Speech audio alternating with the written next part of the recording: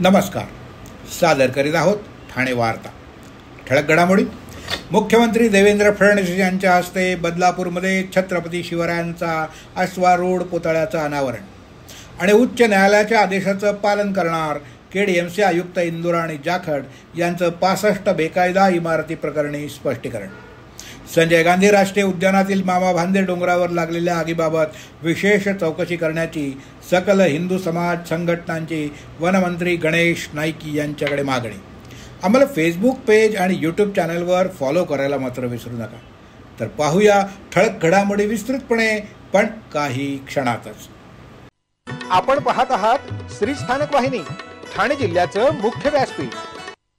ठाणे वार्ता पहा श्री स्थानक वाहिनीवर.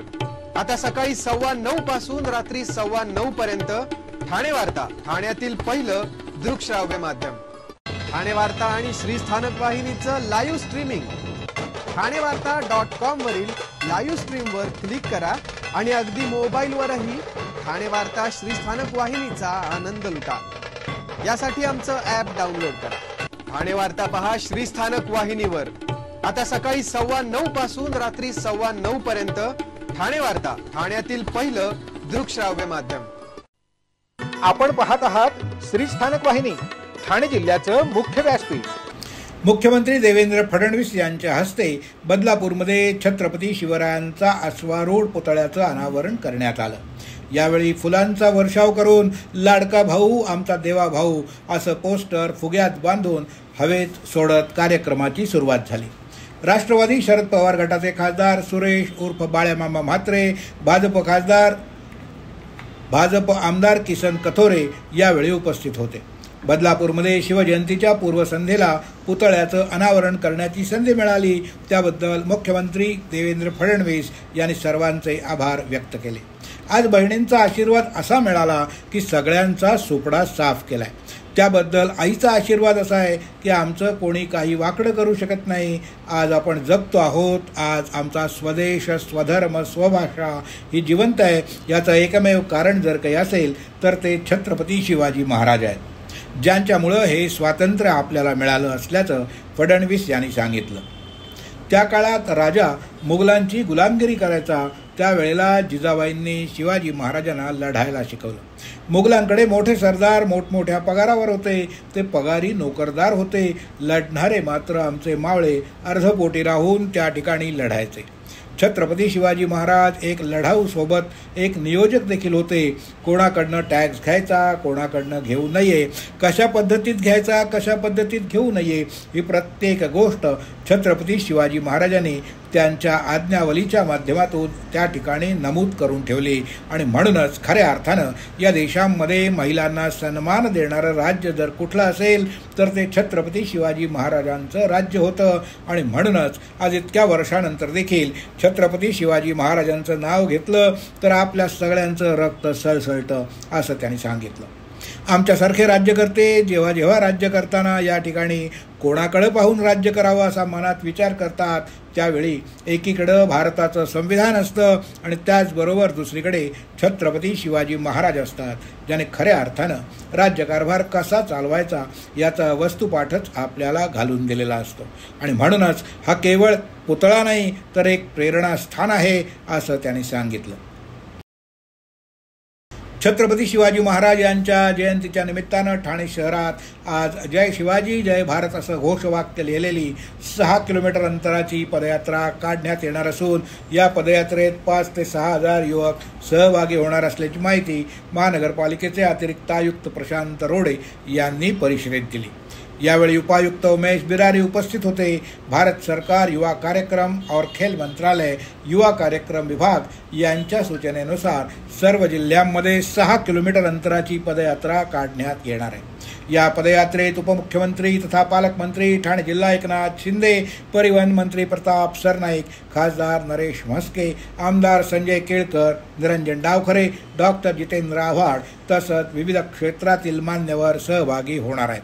राज्यातील शासकीय, निमशासकीय, स्थानिक स्वराज्य संस्थांमधील अधिकारी, कर्मचारी, शैक्षणिक संस्थांमधील विद्यार्थी, NSS, सामाजिक संस्था, ट्रस्टमधील सर्व व्यक्ती सहभागी होणार आहेत. ठाणे शहरातून सकाळी 7:30 वाजता शिवसमर्थ शाळा पटांगण, गडकरी रंगायतन समोर ठाणे इथून पदयात्रा बाहेर पडेल आणि मारुतराव शिंदे तरण तलाव, दत्त मंदिर घाट, प्रभात सिनेमा सिग्नल, छत्रपती शिवाजी महाराज पुतळा, रंगो बापूजी गुप्ते चौक, टेंबी नाका, कोर्ट नाका, सेंट्रल मैदान, ठाणे जिल्हा कारागृह, GPO, सिव्हिल हॉस्पिटल, सिग्नॉंग, doctor Babasaheb Ambedkar road, Khopat signal, Almeda chowk, महानगरपालिका मुख्यालय, 5 Pakhadi, Prashant corner, Aradhana talkies chowk, Harinivas circle, Malhar cinema circle, Gokhale road, Ram Maruti रस्ता प्रवेश, पुन्हा गडगिळ चौक, तलावपाळी इथून पुन्हा शिवसमर्थ शाळा पटांगण इथं समाप्त होणार आहे. पदयात्रेनंतर शिवसमर्थ शाळेच्या पटांगणावर पंतप्रधान नरेंद्र मोदी दूरदृश्य प्रणालीद्वारे उपस्थितांशी संवाद साधणार आहे. यावेळी विविध क्षेत्रात महत्त्वपूर्ण कार्य केलेल्या व्यक्तींना विशेषरित्या सन्मानित करण्यात येणार असल्याचं देखील अतिरिक्त आयुक्त प्रशांत रोडे यांनी नमूद केलं असून ठाणेकर नागरिकांनी या यात्रेत मोठ्या संख्येनं सहभागी व्हावं असं आवाहन केलं आहे. 65 बेकायदा इमारती प्रकरणी उच्च न्यायालयाच्या आदेशाचं आपण पालन करणार असं स्पष्टीकरण KDMC आयुक्त इंदुराणी जाखड यांनी दिलंय. 65 बेकायदा इमारत प्रकरणात 65 पैकी 10 इमारती पाडल्या असून या इमारती KDMCच्या हद्दीबाहेर तर 3 अस्तित्वातच नाहीत. उर्वरित 47 इमारतीत नागरिकांचा रहिवास आहे. सुप्रीम कोर्टात जाण्यासाठी रहिवाशांकडे पर्याय आहे. या प्रकरणात जोपर्यंत अन्य आदेश होत नाही तोपर्यंत उच्च न्यायालयाच्या आदेशाचं पालन करणार असून ही प्रक्रिया सुरू करणार असल्याचं स्पष्टीकरण KDMC आयुक्त इंदुराणी जाखड यांनी दिलं. हजारो कोटींचं उत्पन्न बुडालं असून 2000 कोटींचं बँकेचं लोन आणि 100 कोटी रुपये पंतप्रधान आवास योजनेत गेले आहेत. खोट्या कागदपत्रांच्या आधारे हजारो कोटींचा घोटाळा झाला असून या खोटी कागदपत्र तयार करणाऱ्या टोळीचा म्होरक्या पोलीस प्रोटेक्शनमध्ये फिरतोय हे दुर्दैवाची बाब आहे. सर्वात आधी अशा लोकांवर कारवाई झाली पाहिजे अशी मागणी शिवसेना ठाकरे गटाचे जिल्हा प्रमुख दीपेश म्हात्रे यांनी KDMC आयुक्तांकडे केली आहे. आज 65 बेकायदा इमारतीमधील नागरिकांसह KDMC आयुक्त इंदुराणी जाखड यांची त्यांनी भेट घेतली. यावेळी आयुक्तांनी देखील महानगरपालिकेचे अधिकारी असतील तर त्यांच्या विरोधात देखील कारवाई केली जाईल असं आश्वासन दिलं आहे.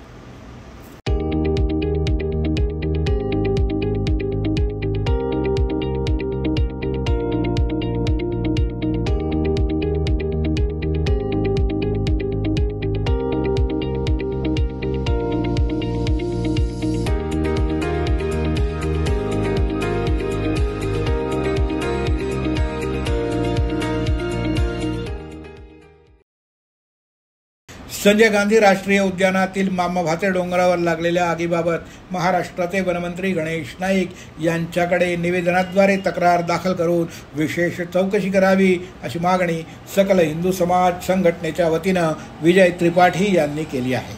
अनधिकृत मजार, गाळे, कब्रस्थानावर सुद्धा कारवाई व्हावी अशी आग्रही मागणी विजय त्रिपाठी यांनी केली आहे. ठाणे महानगरपालिकेनं संजय गांधी राष्ट्रीय उद्यानातील मामा भांजे डोंगरावर मोठ्या प्रमाणात झाडांची लागवड केली होती. तसंच ही जागा राष्ट्रीय उद्यान देखील आहे. या उद्यानात असलेल्या निसर्ग संपत्तीचं संरक्षण करणं अत्यंत आवश्यक आहे, कारण हे उद्यान ठाणे शहराचाच एक अनमोल ठेवा आहे. तथापि काही दिवसांपूर्वी या डोंगरावर भीषण आग लागली असून या आगीत शेकडो झाडं जळून खाक झाली आहेत. या घटनेमुळे वनसंपदा मोठ्या प्रमाणात उद्ध्वस्त झाली असून पर्यावरणीय संतुलनावर गंभीर परिणाम झाला असल्याची बाब विजय त्रिपाठी यांनी निवेदनात निदर्शनास आणून दिली. या परिसरात भारताचं एअरफोर्स स्टेशन असून हा भाग अत्यंत संवेदनशील आहे. एअरफोर्स स्टेशनच्या अधिकाऱ्यांनी या परिसराचा दहशतवादी कारवायांसाठी वापर केला जाण्याची माहिती दिली आहे. वाढता अनधिकृत वसाहतींचा प्रभाव आणि नशा करणाऱ्या लोकांची उपस्थिती हा चिंतेचा मोठाच विषय बनली आहे. अनेक वेळा या परिसरात अनधिकृत बांधकामं आणि घुसखोरीच्या घटनांची नोंद झाली आहे, ज्यामुळे राष्ट्रीय सुरक्षा आणि पर्यावरणीय स्थिरता धोक्यात आली असून आग लागण्याच्या या घटनेमुळे या परिसरात असलेल्या वनस्पती आणि जीवसृष्टीवर गंभीर परिणाम झाला आहे, जो आपल्या निसर्ग संपत्तीच्या संरक्षणासाठी अत्यंत चिंताजनक आहे. संजय गांधी राष्ट्रीय उद्यानाच्या संरक्षित क्षेत्रात अनधिकृत बांधकामं आणि वसाहतींचा वाढता प्रभाव यामुळे स्थानिक वन्यजीवांचं अस्तित्व धोक्यात आलं असून या परिसरात अनधिकृतपणे राहणाऱ्या लोकांच्या उपस्थितीमुळे स्थानिक सुरक्षा यंत्रणांसमोर देखील मोठंच आव्हान निर्माण झालंय. यामुळे आग लागण्याची शक्यता वाढली आहे आणि याबाबत तात्काळ कारवाई करणं अत्यंत आवश्यक असल्याचं विजय त्रिपाठी यांनी आपल्या निवेदनात म्हटलं आहे. या घटनेची गंभीरतेने दखल घेऊन तात्काळ चौकशी करण्यात यावी आणि दोषींवर कठोर कारवाई करणं आवश्यक आहे, जेणेकरून भविष्यात अशा घटनांना आळा घालता येईल.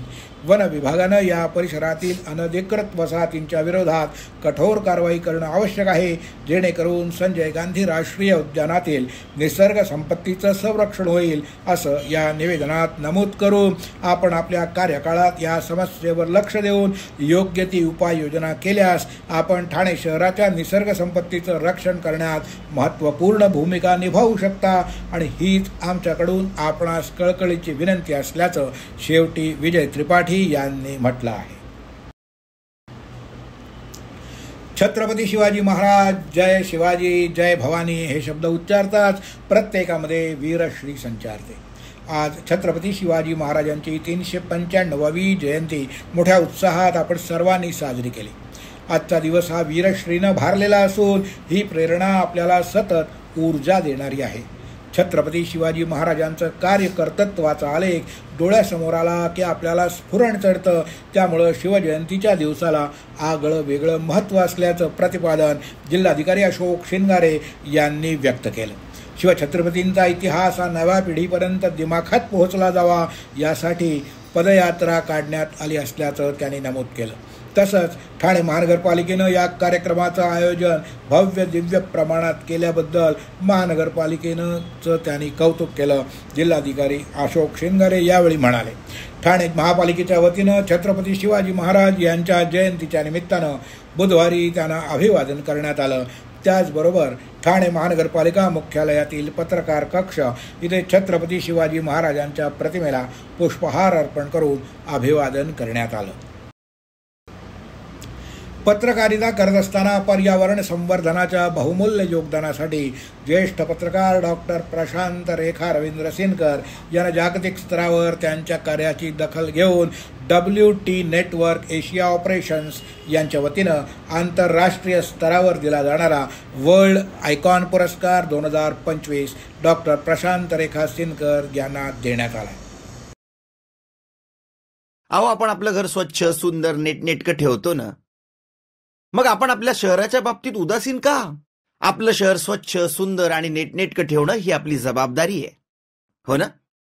मग उचला फोन आणि विना परवाना होर्डिंग्स बॅनर्स कुठे दिसले तर 1800-222-108 या टोल फ्री क्रमांकावर कळवा किंवा 75069464155 या भ्रमणध्वनीद्वारे आपली तक्रार नोंदवा किंवा महापालिकेने तयार केलेल्या स्टार ग्रेड ॲप्लिकेशनद्वारे आपली तक्रार नोंदवा.